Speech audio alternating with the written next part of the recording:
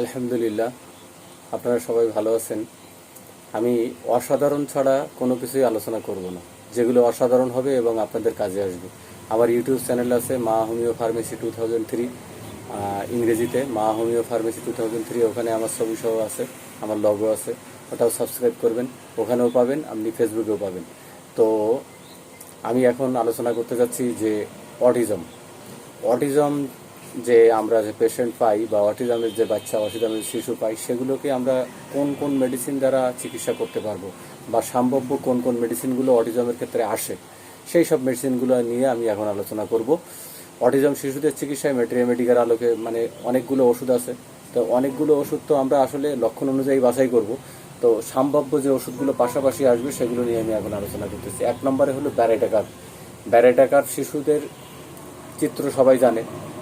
এখন ব্যারেটাকার যে অটিজমে ব্যবহার হয় সেটা তো আপনাকে বুঝতে হবে বা জানতে হবে।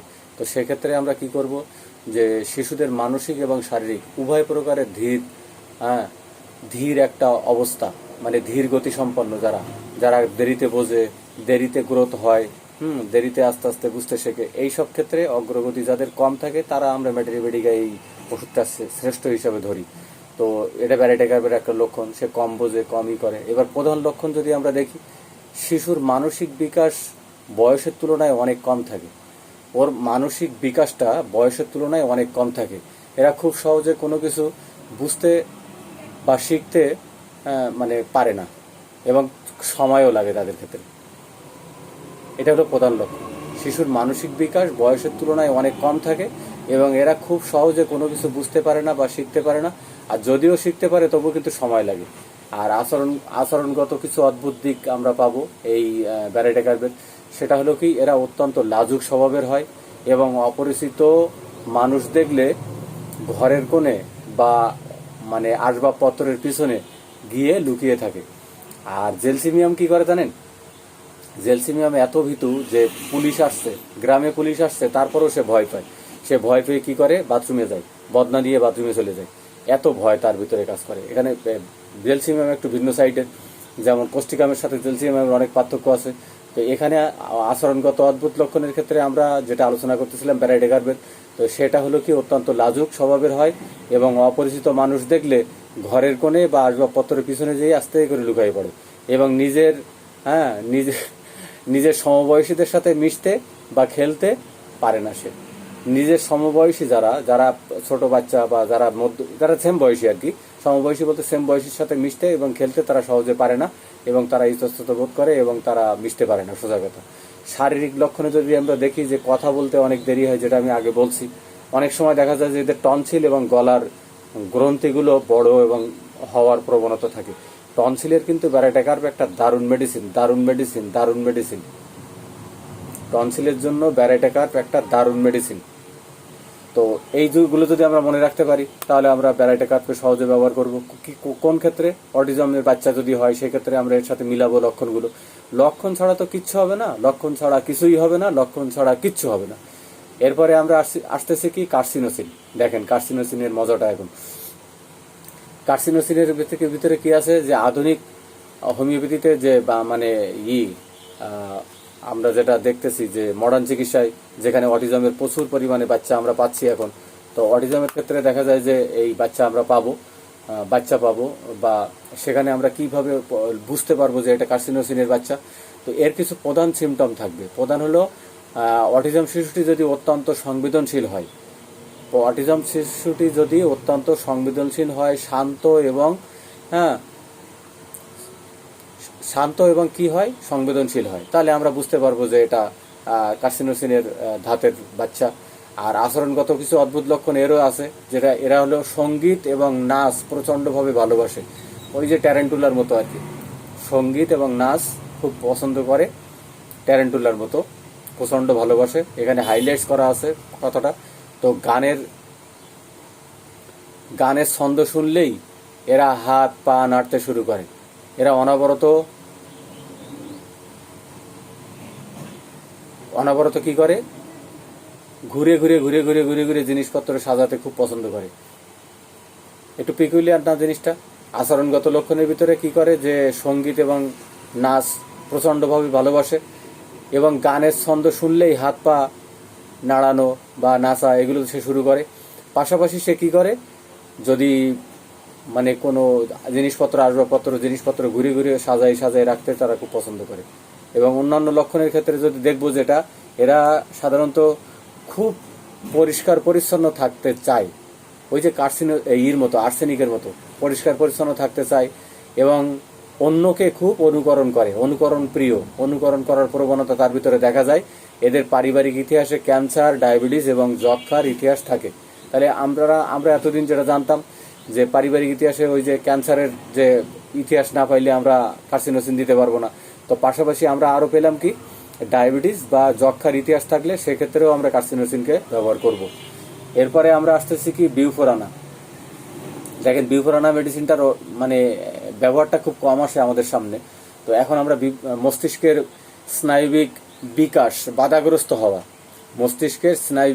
বাধাগ্রস্ত হওয়া এবং সামাজিক আচরণের অসংলগ্নতা দূর করতে এটা আমরা ব্যবহার করি কি বিউফোরানা কিছু প্রচুর পরিমাণে হস্তমৈথুনের একটা অভ্যাস থাকে তার, সে লুকায় যে হস্তমৈথুন করে, এটা আমি বলে রাখলাম জাস্ট এখানে না। তো এটা অন্যান্য সিমটমে অন্যান্য লক্ষণের সাথে আপনি এটা মিলাই তখন কাজে লাগাইতে পারবেন। কখন? যখন অন্যান্য সিমটমের রুগী আসবে তখন। এখন আমরা শুধু অটিজমের ক্ষেত্রে কোন কোন ওষুধগুলো লাগে সেগুলোই আলোচনা করতেছি।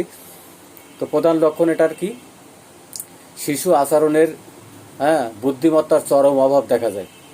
আচরণগত এবং বুদ্ধিমত্তার চরম একটা কি দেখা যায়, অভাব দেখা যায়।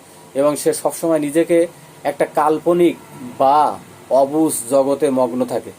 একটা কাল্পনিক জগৎ এবং অবুঝ জগৎ, যেখানে থেকে বুঝানো তাকে খুব কষ্ট হয়ে যায়, সে বুঝতে চায় না বা বুঝতে কষ্ট হয়, এই ধরনের একটা অবুঝ জগতে সে বসবাস করতে থাকে বা চিন্তার করতে থাকে। আচরণগত অদ্ভুত লক্ষণে যদি আমরা দেখি, এরা একা একা থাকতে খুব পছন্দ করে, কিন্তু একা একা থাকলে নিজেদের শরীরের গোপন অঙ্গ নিয়ে খেলা করা বা নাড়াচাড়া করার একটি অদ্ভুত স্বভাব দেখা যায়। ওই যে যেটা আগে বললাম হস্তমৈথুন করার ইচ্ছা, সেই জিনিসটা কিন্তু এখানে এইভাবেই আসছে। কিভাবে আসছে? অদ্ভুত আচরণে আসছে। অন্যান্য লক্ষণে যদি আমরা দেখি যে সামান্য কারণে রেগে গিয়ে কাপড় কামড়ে দেয়, সিনার মতো কামড়ায়, সিনা যেরকম কামড় দিতে আসে, বা ক্যামোমিলার আচরণ খুব খারাপ, ক্যামোমিলার বিহেভ খুব খারাপ। তো এখানেও শিশুদের ক্ষেত্রে এরকম করে, বড়রাও করে।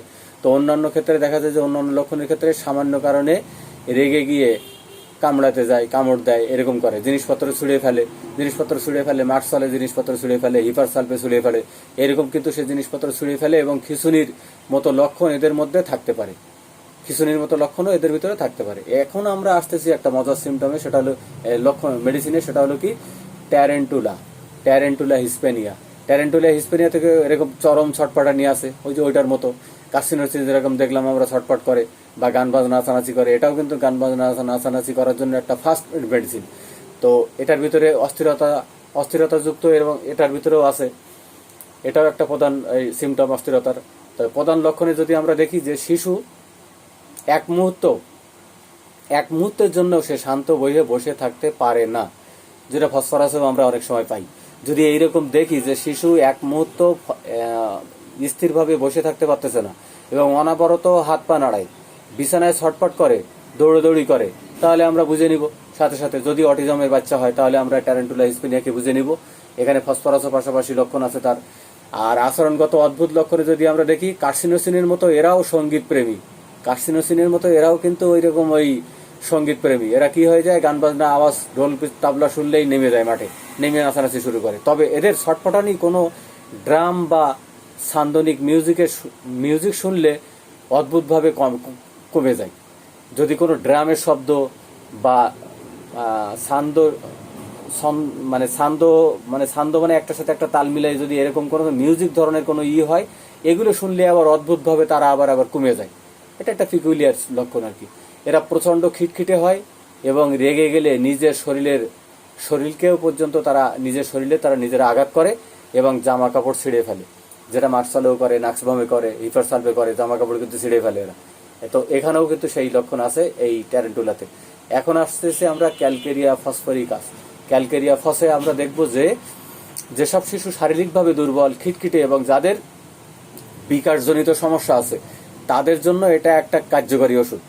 যেসব শিশু শারীরিকভাবে দুর্বল, খিটখিটে এবং যারা বিকারজনিত, হ্যাঁ ওই যে ব্যারাইটে গার্ভের মতো বিকারজনিত বা ক্যালকেরিয়া গার্ভের মতো, হ্যাঁ তো বিকারজনিত যে গ্রোথের যে কার্যকারী ক্ষেত্রে তাদের বাধা এবং প্রতিবন্ধকতা থাকে, তাদের ক্ষেত্রে আমরা ক্যালকেরিয়া ফস ব্যবহার করব। প্রধান লক্ষণে যদি আমরা দেখি যে শিশু কথা বলতে এবং হাঁটতে উভয় ক্ষেত্রেই, হ্যাঁ সব সময় এই সমবয়সীদের চেয়ে যারা পিছনে থাকে তাদের সাথে পিছিয়ে থাকে, শিশু কি করে, কথা বলতে দেরি হয়, হাঁটতে দেরি হয়, এবং যারা সমবয়সী ওরা আছে ওদের সাথে কথা বলতে তার কি হয়, দেরি হয়ে যায়, ওদের সাথে কথা বলতে মিশতে তার সে কি পিছিয়ে যায়। এবং আচরণগত যদি আমরা দেখি, তারা এরা সব সময় অসন্তোষ থাকে, এক জায়গায় থাকতে চায় না, সব সময় নতুন কোনো স্থানে যাওয়ার বা ভ্রমণ করার জেদ তাদের ভিতরে থাকে, কার্সিনোসিনের মতো, এটা আমরা পাবো। এরপরে আমরা আসতেছি কি স্ট্রামোনিয়াম। স্ট্রামোনিয়ামের ক্ষেত্রে দেখতেছি কি, যেসব অটিজমের শিশুরা যাদের মধ্যে তীব্র ভয়, দুঃখ, উগ্র আচরণ, হ্যাঁ এবং তাদের ভিতরে এইসব নির্দিষ্ট জিনিসটা পাবো। তো প্রধান লক্ষণে যদি দেখি, শিশু অন্ধকারকে প্রচন্ড ভয় পায়, ফসফরাসের মতো, পালসেটিলার মতো, তারপরে হঠাৎ রাগে হঠাৎ চিৎকার করে জেগে ওঠে এবং একা থাকতে পারে না। এগুলো যদি আমরা পাই তাহলে আমরা স্ট্রামোনিয়ামকে দেখবো। ভয় থাকবে তার মধ্যে, প্রচন্ড ভয় থাকবে। স্ট্রামোনিয়াম কিন্তু একটা বিরাট ভীতু মেডিসিন। আচরণগত অদ্ভুত লক্ষণ যদি আমরা দেখি, যে আচমকা মেজাজ হারিয়ে সামনে মানুষকে কামড়াতে যায়, আশ্রয়াতে যায় বা আঘাত করতে আসে, আলোর দিকে একদৃষ্টে তাকিয়ে থাকে এবং অদ্ভুত প্রবণতা এদের ভিতরে দেখা যায়। যদি এইগুলো আমরা পাই, তার এই ম্যাটেরিয়ামেটিকার আলোকে আমরা এইসব মেডিসিনগুলোকে এবং অন্যান্য সিমটমের সাথে মিলিয়ে অটিজমে আমরা এই ওষুধগুলো ব্যবহার করব। এবার যদি আমরা সংক্ষেপে যদি কোনো অল্প কথায় যদি বলি, তাহলে দেখা যাবে যে কথা বলতে দেরি, অপরিচিত মানুষ দেখে লুকিয়ে পড়ে এবং মানসিক স্থিরতা, এটা ব্যারাইটেকার সংক্ষেপে বলতেছি। এবং গান বাজনা পছন্দ করা, নিখুঁতভাবে জিনিসপত্র সাজানো এবং শান্ত স্বভাব, এটা হলো কার্সিনোসিন। গান বাজনা পছন্দ করা, নিখুঁতভাবে জিনিসপত্র সাজাই রাখা এবং শান্ত স্বভাব, এটা হলো কার্সিনোসিন।